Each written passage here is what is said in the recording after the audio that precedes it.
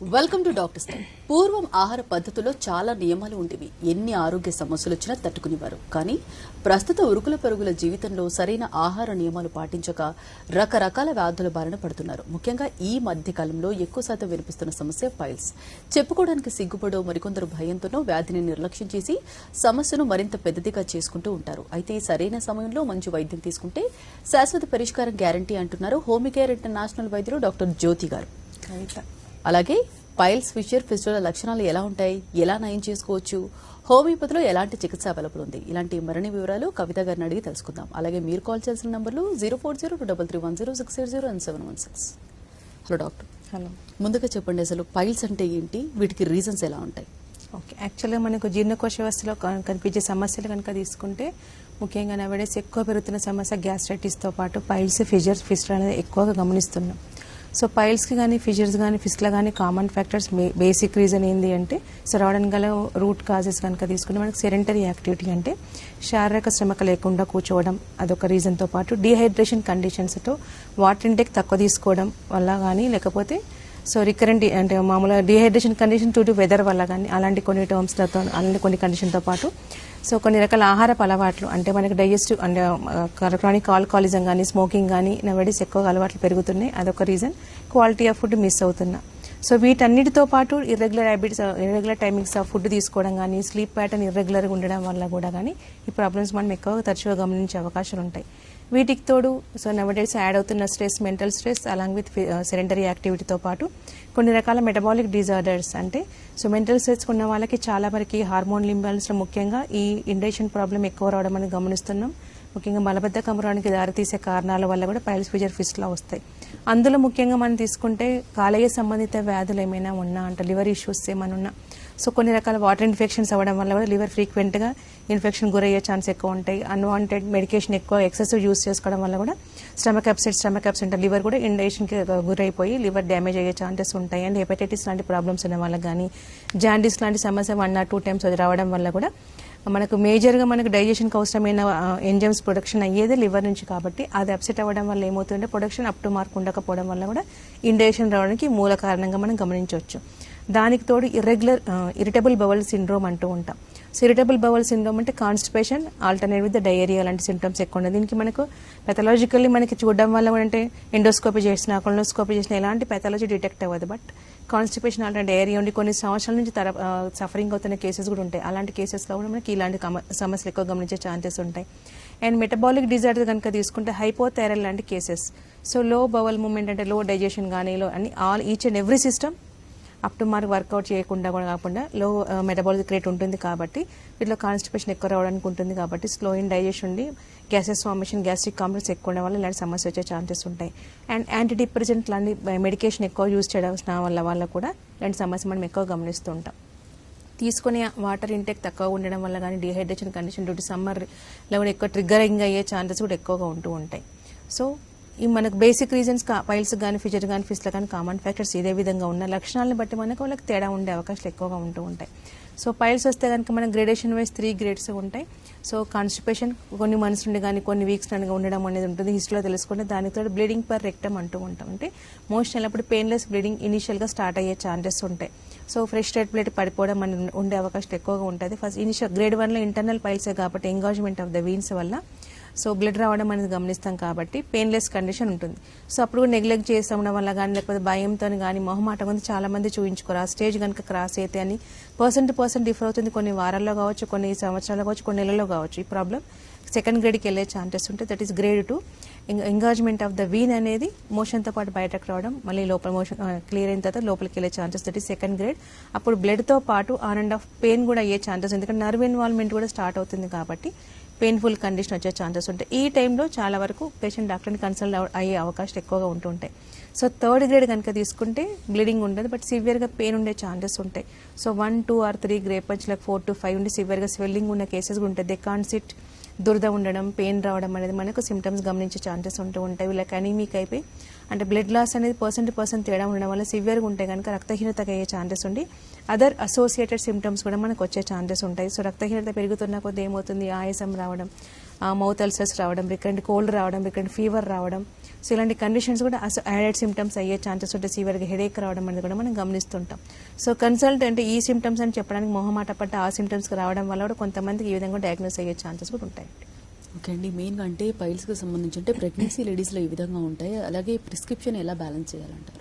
Okay, యాక్చువల్గా మనకి so engagement of the veins అయ్యే కండిషన్లో కనుక తీసుకుంటే హార్మోన్ ఎక్కువగా ఉన్న కానీ డ్యూరింగ్ ప్రెగ్నెన్సీ టైంలో కానీ సో ఊంబ్ అనేది పెరిగే ఛాన్సెస్ ఎక్కువ ఉంటుంది. అప్పుడు వీన్స్ అనేది ఎంగాజ్మెంట్ అవ్వడం వల్ల ప్రెషర్ సిమ్టమ్స్ ఎక్కువగా ఉంటుంటాయి. గ్రావిటేషన్ ఫోర్స్కి ఆపోజిట్గా వర్క్ కాబట్టి ప్రెషర్ సిమ్టమ్స్ ఎక్కువ ఉండడం వల్ల ఇలా అవ్వడం వల్ల కూడా లాక్సిటీ ఆఫ్ ద వీన్స్ అనేది పెరగడం వల్ల కూడా ఎంగాజ్మెంట్ ఆఫ్ ద వీన్స్ అవుతాయి, వెయిట్ పెరగడం వల్ల కూడా. సో చాలామంది ఇనీషియల్గా గ్రేడ్ 1 స్టేజ్లో ఉంటే మాత్రం అప్ టు డెలివరీ తర్వాత చాలా వరకు రికవర్ అయ్యే ఛాన్సెస్ ఉంటాయి. బట్ గ్రేడ్ 2 స్టేజ్కి వచ్చి గ్రేడ్ 3 వచ్చి కనుక ఉండి any other metabolic disorders associate ఉన్న వారికి మాత్రం కన్సిస్టెంట్గా ఆఫ్టర్ డెలివరీ తర్వాత కూడా వాళ్ళకి ఉండిపోయే ఛాన్సెస్ ఉంటాయి. మళ్ళీ రికరెంట్గా ప్రాబ్లం అయ్యే అవకాశం కూడా ఎక్కువగా ఉంటూ ఉంటాయి. సో ఇలాంటి కండిషన్లో ఉన్నా కూడా లేకపోతే డ్యూరింగ్ ప్రెగ్నెన్సీ అప్పుడు చాలా మంది మెడిసిన్స్ వాడాలా వద్దని భయపడుతుంటారు. హోమియో ప్రిస్క్రిప్షన్ సేఫ్ అండి. సో మీరు వాడే ఫోలిక్ యాసిడ్ కానీ కాల్షియం కానీ ఐరన్ సప్లిమెంట్తో పాటు మెడికేషన్ వాడడం వల్ల బేబీకి ఎలాంటి హామ్ ఉండదు. అండ్ ప్రాబ్లం కూడా రెక్టిఫై అయ్యే ఛాన్స్ అంటే బ్లడ్ లాస్ అనేది ఆపడం ఉండటంతో పాటు ఆయాసమైన సిమ్టమ్స్ రాకుండా మోషన్ అనేది ఫ్రీగా అవ్వడంతో పాటు పెయిన్ లాంటి కండిషన్ లేకుండా దురద అనేది లేకుండా కూడా కరెక్షన్ చేయొచ్చు.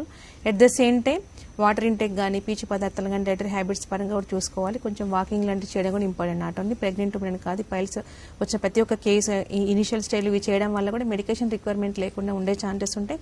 బట్ ఒకసారి గ్రేడ్ 2 క్రాస్ అయింది అనుకోండి పెథలాజికల్లీ ప్రోగ్రెస్ అవుతుంది కాబట్టి definitely medicines and management part అంటే మెయింటైనింగ్ కాజెస్ రిమూవ్ చేయడం అనేది ఇంపార్టెంట్. డాక్టర్ కవిత గారు, ఫస్ట్ కాలర్ కూడా లైన్ లో ఉన్నారు. రాజు పాలకొల్లు నుంచి. రాజు గారు మాట్లాడండి, మీ సమస్య చెప్పండి. హలో, నాకు నడుంపోటు వస్తుందండి సైడ్. ఓకే, అది సార్ హోమియోపతిలో ఉన్నాయా మందు? ఈ వయసు ఎంత సార్? ఎప్పటి నుంచి ఉంది బ్యాక్ పెయిన్ అనేది? బ్యాక్ పెయిన్ 1 year నుంచి ఉందండి. అంటే కాళ్ళు లాగడం తిమ్మిరి రావడం ఏమైనా వస్తుందా? పాలు తాగుతుంది, సైడ్ లాగేస్తూ ఉంటది. ఎడమ వైపు అండి? కుడి వైపు అండి. కుడి వైపు. ఏం చేస్తుంటారు వర్క్ మీరు? ఈ వర్క్ కంపెనీలో చేశాను, ఇప్పుడు 1 నుంచి లాగేస్తుందని మానేశాను. ఏం చేసేవాళ్ళు ఇంతకుముందు? కంపెనీలో సిరామిక్స్ లో సూపర్వైజర్ కింద చేసి నడిచి తిరగడం ఎక్కువ ఉండేది, మెట్లకి తీయడం తిరగడం అనేది. యాక్చువల్గా తిరుగుతాం. మెడిసిన్స్ ఏమైనా వాడారా మరి 1 year వరకు? ఇప్పటి వరకు ఏమైనా మెడిసిన్ యూజ్ చేస్తున్నారు? హైదరాబాద్ మేము వాడాము, తగ్గింది.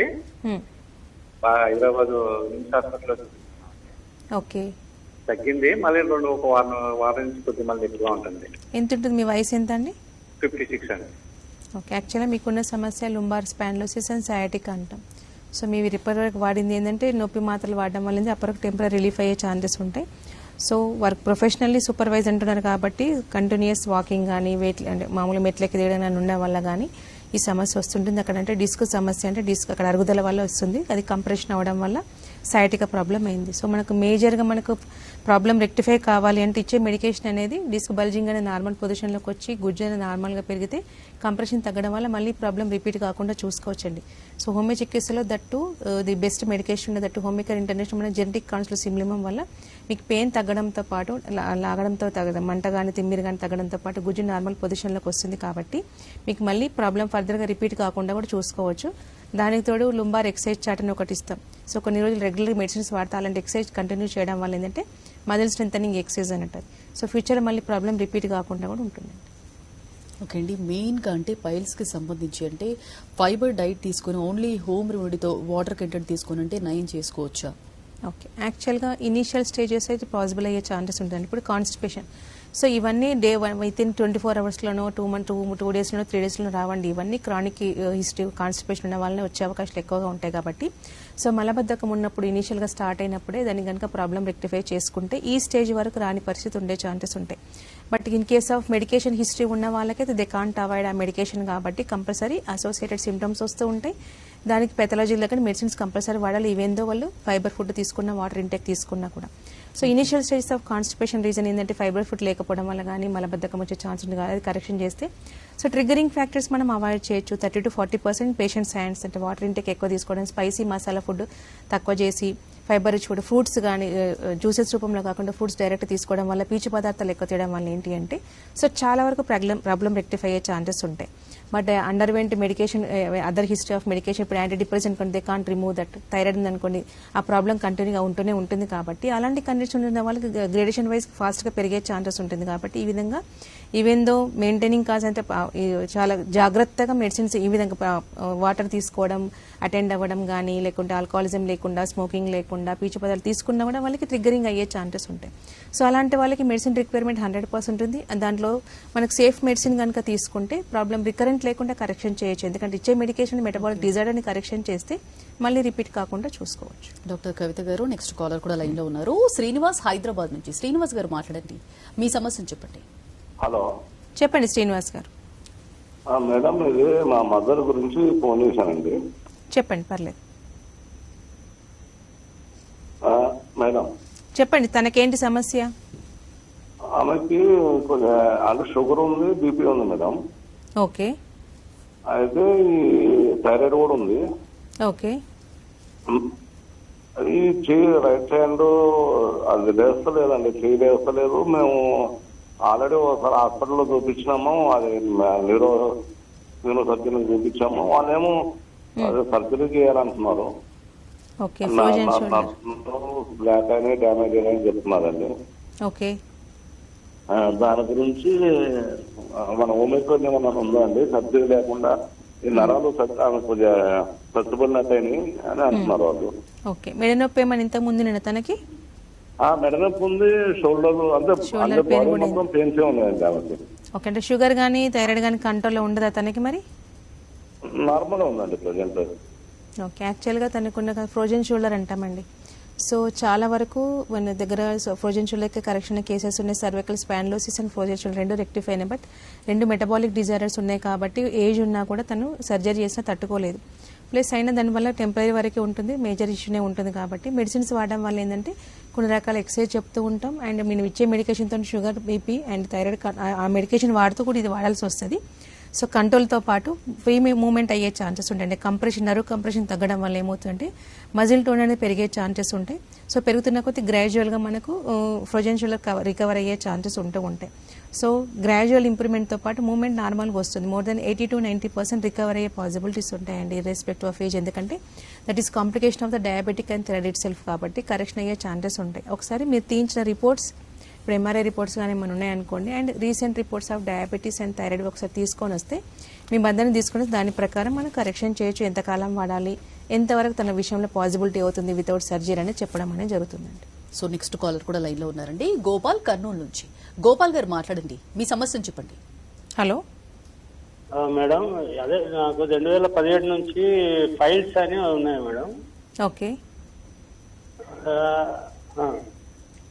మెడిసిన్స్ వాడుతున్నారా? పెయిన్ ఉందా అండి, లేకపోతే ఎట్లా బ్లడ్ వస్తుందా, మోషన్ ఫ్రీగా ఉండట్లేదా? మేము ప్రయాణం అయినప్పుడు కొద్దిగా గడ్డల లెక్క వస్తాయి మేడం. ఓకే ప్రయాణం చేసినప్పుడు సూదు లెక్క పొడిచి సన్న గడ్డ లెక్క వచ్చి అవి బాగా ఇదైనాక బ్లడ్ వస్తుంది మేడం. ఓకే దానివల్ల బాగా నొప్పి వస్తుంటది మేడం. ప్రయాణం చేసినప్పుడు ఆ గడ్డలు వచ్చినప్పుడు ఇబ్బంది, అది 10 లీటర్ వచ్చినప్పుడు బాగా నొప్పి వస్తుంది మేడం.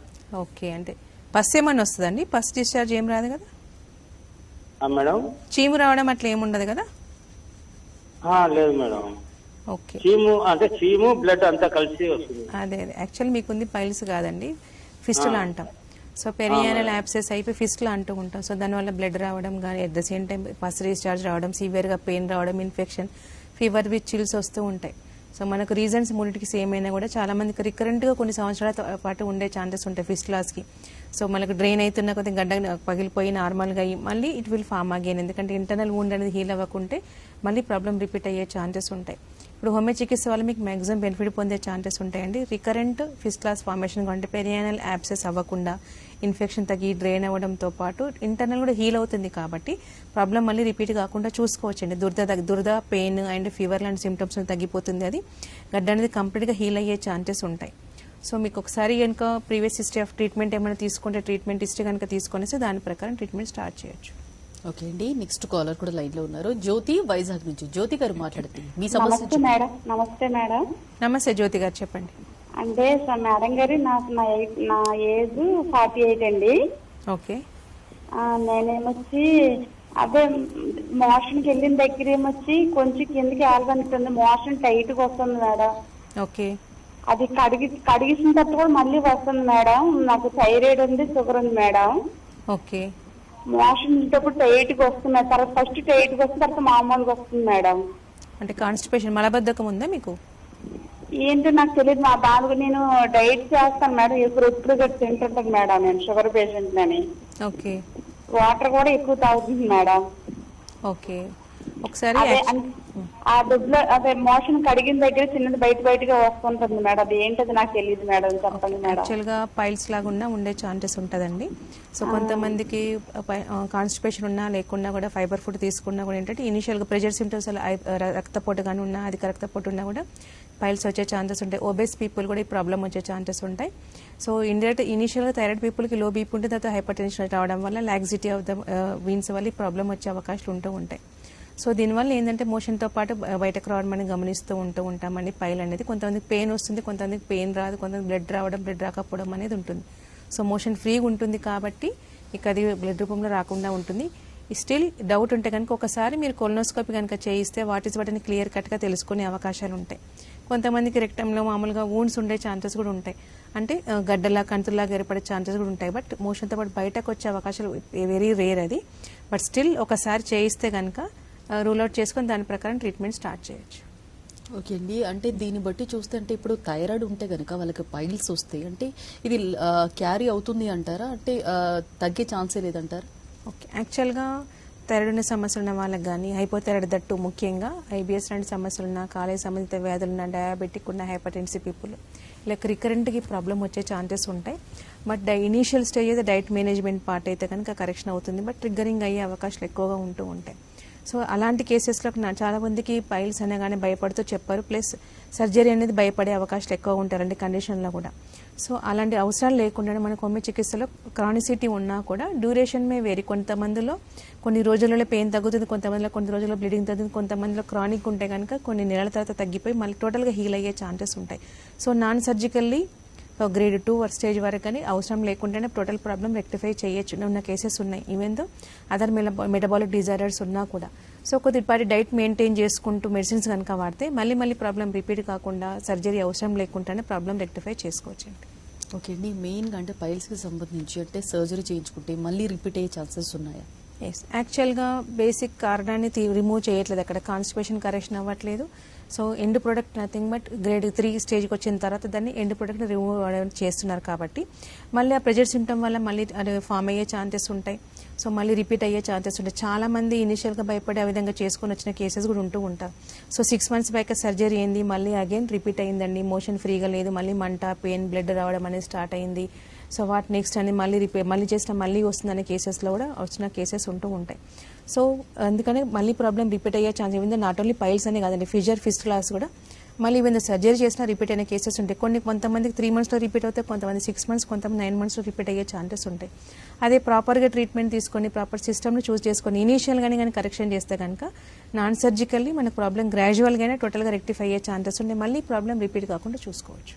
ఇన్ కేస్ పైల్స్ని నెగ్లెక్ట్ చేస్తుంటే ఎలాంటి కాంప్లికేషన్స్ ఉంటాయంటారు? ఓకే, యాక్చువల్గా పైల్స్ని కనుక నెగ్లెక్ట్ చేస్తుంటే గ్రేడ్ 1 ఎవ్రీ స్టేజ్లో మనకు నెగ్లిజెన్స్ ఉన్నా కూడా ప్రాబ్లం అయ్యే ఛాన్సెస్ ఎక్కువ ఉంటాయి. దే వోంట్ కాన్సన్ట్రేట్, రెగ్యులర్ వర్క్ని కాన్సన్ట్రేట్ చేయలేని పరిస్థితి. సో ఈ నవేడేస్ సిచ్యువేషన్లో హరీబరీ ఫుడ్ తీసుకోవడంతో పాటు డెఫిషియన్సీస్ ఏ విధంగా పెరుగుతున్నాయో దీనివల్ల కూడా బ్లడ్ లాస్ పెరగడంతో పాటు అదర్ అసోసియేటెడ్ సిమ్టమ్స్ కూడా పెరిగే అవకాశాలు ఉంటాయి. రక్తహీనత ఎక్కువ అయ్యే ఛాన్సెస్ ఉంటాయి. కొంతమందికి మామూలుగా దురద ఇచ్చింగ్ రావడంతో పాటు మల్టిపుల్ అవ్వడం వల్ల కూడా దే కాన్సెప్ట్ రోజువారీ వర్క్ కూడా చేసుకునే పరిస్థితి. సో ఇవన్నీ పక్కన పెట్టడం ఉన్నా కూడా చాలా మందికి ఏంటి అంటే సో పైల్స్ అనే అంటే బ్లీడింగ్ పర్ రెక్టమ్ అనగానే పైల్స్ అని కాకుండా అదర్ అసోసియేటెడ్ డిజార్డర్స్ కూడా ఉండొచ్చు.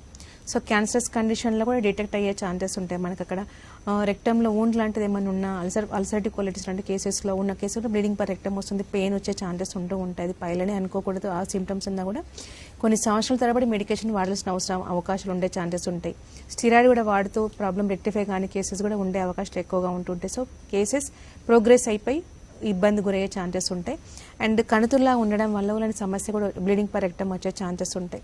సో అవుట్ ఆఫ్ 10,000లో 1 కేసు అయినా కూడా నెగ్లిజెన్స్ వల్ల అది డిటెక్ట్ అవ్వడం వల్ల ఇబ్బంది ఉంటుంది. కాబట్టి ఎంత ఎర్లీగా దాన్ని డిటెక్ట్ చేసుకొని కనుక ప్రాబ్లం కనుక రెక్టిఫై చేసుకుంటే ఇలాంటి డిజీజ్ ప్రోగ్రెస్ కాకుండా కరెక్షన్ అయ్యే ఛాన్సెస్ ఉంటాయి. మళ్ళీ ప్రాబ్లం రిపీట్ కాకుండా ఉండే అవకాశాలు కూడా ఉంటాయండి.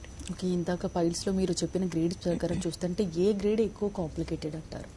యాక్చువల్గా each and every grade depending upon patient కాంప్లికేషనే. ఇప్పుడు ఇంటర్నల్ పైల్స్ ఉంది కదా, ఓన్లీ బ్లీడింగ్ వస్తుందంటే కూడా అది కూడా పెయిన్లెస్ కండిషనే, బట్ దే కెన్ మేనేజ్. కాకపోతే సో బ్లడ్ లాస్ అనేది ఎక్కువగా ఉంటుంది కాబట్టి దానివల్ల కూడా సిమ్టమ్స్ పరంగా ఇబ్బంది గురయ్యే ఛాన్సెస్ ఎక్కువగానే ఉంటుంది. At the same time grade 2 grade 3 కూడా మనకి సివియర్గా pain, they can tolerate the pain conditions అనేది టాలరేట్ చేయలేని పరిస్థితి కాబట్టి సో సిమ్టమ్స్ ప్రకారం సివియారిటీ ప్రకారం ఈచ్ అండ్ ఎవ్రీ స్టేజ్ అనేది మనకు సివియర్గానే ఉండే అవకాశాలు ఉంటాయి. ప్రతి ఒక్క పేషెంట్ డిస్కంఫర్ట్ని ఎక్కువగా గురి చేసే ఛాన్సెస్ ఉంటాయి. కాబట్టి కంప్లీట్ క్యూర్ అనేది అప్పుడు మనం గ్రేడ్ 2 వరకు కరెక్షన్ చేయొచ్చు. సో గ్రేప్ లైక్ బంచ్ ఉంటే కనుక అది వాటర్ లోపల మిగిలిపోయి బ్లీడింగ్ లేకుండా పెయిన్ లేకుండా మనం కరెక్షన్ చేయొచ్చు అండి. మరి ఫిషర్కి సంబంధించి ఫిషర్ అంటే ఏంటంటారు, అలాగే లక్షణాలు ఎలా ఉంటాయి, reasons? Okay, so causative factors అనేది పైల్స్కి ఫిజర్స్కి ఫిస్లాగా సిమిలర్గా ఉన్నా కూడా ఫిజర్ సిమ్టమ్స్ డిఫర్ అయ్యే ఛాన్సెస్ ఉంటాయి. కంపేర్ టు పైల్స్ కంటే ఫిజర్గా సివియర్గా burning pain and splinter like sensation ఉండే అవకాశాలు ఎక్కువగా ఉంటూ ఉంటాయి. సో పైల్స్కి ఓన్లీ డ్యూరింగ్ మోషన్ వెళ్ళినప్పుడు ఎక్కువగా పెయిన్ వచ్చి కానీ బ్లీడింగ్ కానీ ఉండే chances, whereas fissure before starting attending the defecation నుండి during and after throughout the day కూడా సివియర్గా పెయిన్ వచ్చే ఛాన్సెస్ ఉంటాయి. ప్రికింగ్ లైక్ సెన్సేషన్ అంటే సూదులతో గుచ్చినట్టు కానీ స్ప్లింటర్ లైక్ సెన్సేషన్ ఉండడం అండ్ మంట, they can bear the pain, సివియర్గా ఉండే ఛాన్సెస్ ఉంటాయి. అండ్ బ్లడ్ స్ట్రీక్ మోషన్కి వచ్చే ఛాన్సెస్ ఉంటాయి. బ్లడ్ లాస్ వీళ్ళు ఎక్కువ ఉండదు, బట్ స్టిల్ పెయిన్ అనేది ఇంటాలరబుల్ పెయిన్ ఉండే ఛాన్సెస్ ఉంటాయి. సో వీళ్ళు కూడా they can't sit for a while కానీ దురద కూడా వీళ్ళు కూడా వచ్చే ఛాన్సెస్ ఎక్కువగా ఉంటూ ఉంటాయి. ఈవెన్ సర్జరీ చేసినా కూడా ఈ ప్రాబ్లం మళ్ళీ రిపీట్ అయ్యే ఛాన్సెస్ ఉంటాయి. సో ఎంత తొందరగా చాలా మంది ఏంటంటే హోమియో చికిత్స వల్ల పెయిన్ తొందరగా తగ్గుతుందో తగ్గదో అనుకుంటారు, బట్ ఫిజర్ పెయిన్ మెడిసిన్స్ వాడగానే ఇమ్మీడియట్గా రిలీఫ్ ఉండే ఛాన్సెస్తో పాటు బ్లీడింగ్ ఆగిపోయి ఊండ్ అనేది టోటల్గా హీల్ అయ్యే మెడికేషన్ మన దగ్గర ఉన్నాయండి. ఓకే, మరి ఫిస్టులకు సంబంధించి ఎలా అంటారు, లక్షణాలు కానీ రీజన్స్ కానీ? ఓకే, సో ఫిస్లాకి ఆల్మోస్ట్ కాజిటివ్ ఫ్యాక్టర్స్ సిమిలర్గా ఉండడంతో పాటు టీబీ పెథాలజీ కూడా 1 more యాడెడ్ సిమ్టమ్ అయ్యే ఛాన్సెస్ ఉంటాయి. సో పెరియానల్ యాబ్సెస్ రావడం, వీటిలో పస్ డిశ్చార్జ్ కానీ బ్లడ్తో పాటు పస్ డిశ్చార్జ్ అయితే దురద ఎక్కువగా ఉంటుంది. అంటే multiple levels 3 o'clock, 9 o'clock, 4 o'clock పొజిషన్లో ఉండే అవకాశాలు ఎక్కువగా ఉంటూ ఉంటాయి. పస్ డిశ్చార్జ్ ఎక్కువగా ఉంటుంది. సో వీక్ వెయిటాలిటీ ఎవరికైతే ఉంటుందో టీబీ పెథాలజీ హిస్టరీ కనుక తీసుకున్నకి ఎక్కువ రిపీటెడ్ ఎవ్రీ 6 monthsకి ఎవ్రీ ఇయర్కి అండ్ అన్కంట్రోల్ డయాబెటిక్ పీపుల్ కూడా మనకి ఈ ఫిస్లాస్ ఎక్కువగా గమనిస్తూ ఉంటాం. ఒబెస్ పీపుల్లో కూడా మనం ఎక్కువ గమనించే ఛాన్సెస్ ఉంటాయి. కాలేయ సంబంధిత వ్యాధులు ఎక్కువగా ఉండడం వల్ల ఈ ఫిస్లా గమనిస్తుంటాం. సో ఈ ఫిస్లా కేసెస్లో కూడా మనకి ఫిస్లోగ్రామ్ చేసి తెలుస్తుంది. మల్టిపుల్ ఫిస్లాస్ కూడా టోటల్గా హీల్ అయిపోయి ఇంటర్నల్ ట్రాక్ అనేది కంప్లీట్గా కరెక్షన్ అయిపోయి మళ్ళీ రిపీట్ కాని కేసెస్ కూడా మన దగ్గర ఉన్నాయి. 80 to 90% సక్సెస్ రేట్ ఇలాంటి కేసెస్లో ఉన్నాయండి. సో చాలామంది భయపడే విషయం ఏంటంటే మొహమాటం కొద్దో భయం కొద్దో క్యాన్సర్ అనే భయానికి చాలామంది నెగ్లిజెంట్ చేస్తుంటారు. ఇది పైల్స్ కానీ ఫిజర్ కానీ ఫిస్లా కానీ. సో అలాంటి కండిషన్లో ఎంత ఎర్లీగా మీరు డిటెక్ట్ చేసుకొని కనుక ట్రీట్మెంట్ తీసుకుంటే అంత మ్యాక్సిమం బెనిఫిట్స్ పొందే ఛాన్సెస్ ఉంటాయి. మళ్ళీ ప్రాబ్లమ్స్ రిపీట్ కాకుండా కూడా చూసుకోవచ్చండి. ఓకే, పైల్స్ కానీ ఫిషర్ కానీ ఫిస్టులు కానీ అంటే ఇవి రాకుండా ఉండాలంటే లైఫ్ స్టైల్ మోడిఫికేషన్ ఈ విధంగా చేసుకోవాలంటారు? ఓకే, యాక్చువల్గా అన్నిటికీ maintaining causes triggering factors are common కాబట్టి సో రఫేష్ ఫుడ్ ఎక్కువ తీసుకోవడం, టైంకి ఫుడ్ తీసుకోవడం, స్లీపింగ్ ప్యాటర్న్ మెయింటైన్ చేయడం, ఇర్రెగ్యులర్ డైట్ అయితే కాకుండా రెగ్యులర్ డైట్ మెయింటైన్ చేయడం పాటు స్లీప్ ప్రాపర్గా ఉండి సో హెల్దీ డైట్ మెయింటైన్ చేయడం వల్ల మ్యాక్సిమం రికవర్ అయ్యే ఛాన్సెస్ ఉంటాయి. ఆల్కహాల్ని స్మోకింగ్ అని క్విట్ చేయాలి. మోడరేట్ వాకింగ్ కనుక చేస్తే మనం ప్రాబ్లం రెక్టిఫై చేసుకోవచ్చు. పైల్స్ గురించి అలాగే అందులో ఉన్న టైప్స్ గురించి చాలా డీటెయిల్గా ఎక్స్ప్లెయిన్ చేశారండి. Thank you. ఇది ఇవాల్టి doctors time. Next news updates ఉంటాయి. Stay tune to Sakshi.